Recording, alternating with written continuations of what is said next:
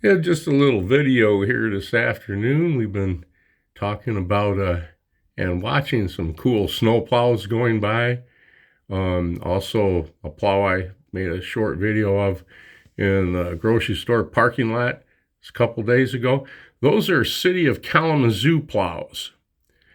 And those plow trucks have a center scraper blade on the bottom that you've seen in my last video they were using. They have a side hydraulic blade that they can swing out and scrape down the center of the road, taking 2 lanes at once, doubling the amount of plowing that they can do. Those trucks can put a snow plow blade on the front of the vehicles as well and push snow. And then they also have the salt spreader, sand spreader in the rear. Now, the county trucks are larger than these city trucks. We went by the other day and we took a look at the county brand new barn out there, their county road commission headquarters.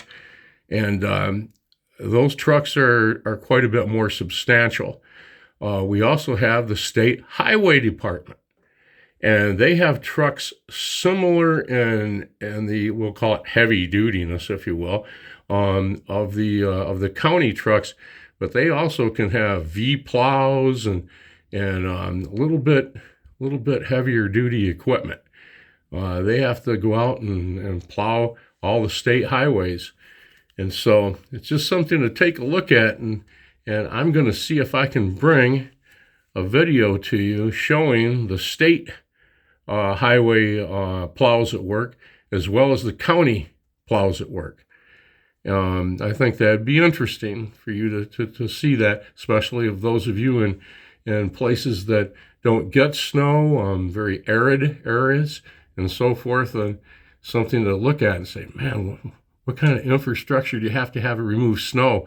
And this is just average for southwestern Michigan. You go up in the UP and the Upper Peninsula, and man, oh man, they have snow handling equipment up there I've never seen before.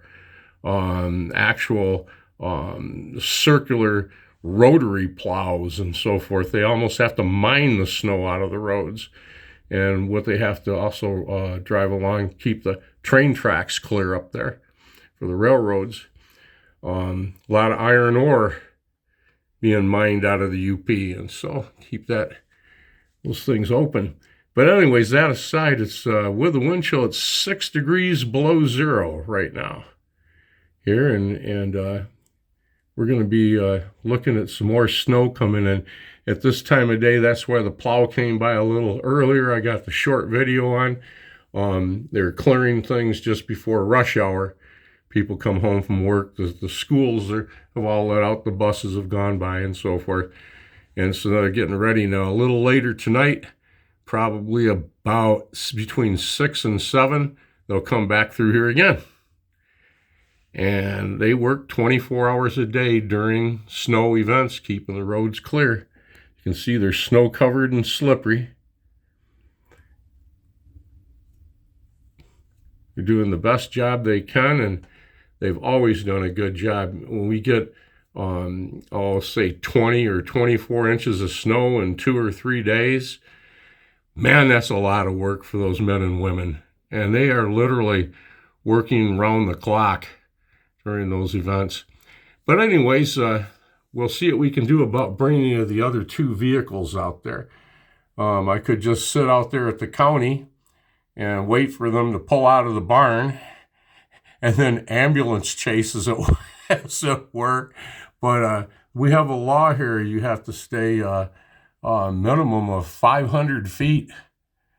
500 feet behind the vehicles when they're plowing or whatever. And so, yes, you have to almost get them in a position where they're driving by you. And you can get them coming down the shoulder of the road, and then as they plow on by you and so forth. That's the best way to get them, because from 500 feet away, there's not a whole lot you can see. But we'll see what we can do about that. I can always zoom up. I mean, with my camera, you know what I mean. All right, thanks again for watching. For those of you that are, like I say, very very warm and warm climates and so forth. You literally could take your sodas and your milk jug and that 12-pack or that case, whatever you have, and set it right out there in your back porch and let it sit there for about an hour, maybe an hour and a half, and it will be ice cold. Guaranteed. Nobody I know puts like stuff in an ice chest and then sets it out on their porch instead of putting it in their refrigerator. It will freeze solid as a rock. But then it also will warm up and begin to thaw. That's not healthy. If you're going to keep something, say you have loss of power and it was going to be 2 or 3 days and 0-degree temperatures, you can take your food and put it in a couple of ice chests and set it outside behind your back door, and it will keep it just fine. Yep, you could trust that. But much less than that, I don't trust it. All right, enough is enough. See you in the next one. Thanks again for watching. Stay safe and warm.